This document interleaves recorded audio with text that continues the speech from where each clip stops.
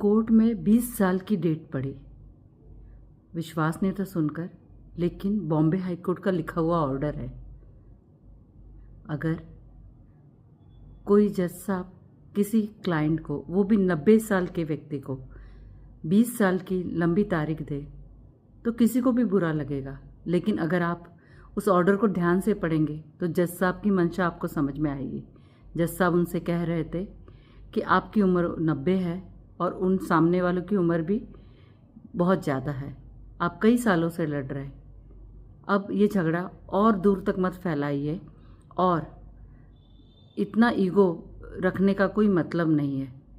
सिर्फ ईगो की बात है, एक जन माफ़ी मांग लेगा और दूसरा स्वीकार कर लेगा। अनकंडीशनल अपोलॉजी यानी बिन शर्त माफ़ी, केस डिफेमेशन का था, लेकिन पार्टी सुनने को तैयार ही नहीं।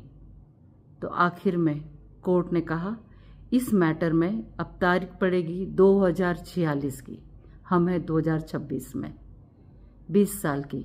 और इस केस को उसके पहले कभी भी बोर्ड पर नहीं लाया जाएगा और कहीं भी वो ये भी कहा जाए कि ये सीनियर सिटीज़न है, सुपर सीनियर सिटीज़न है, क्योंकि 90 साल की उम्र हो चुकी है, फिर भी इस मैटर को किसी भी परिस्थिति में 2046 से पहले कोर्ट में नहीं लगाया जाएगा। अब इस बात को क्या कहेंगे?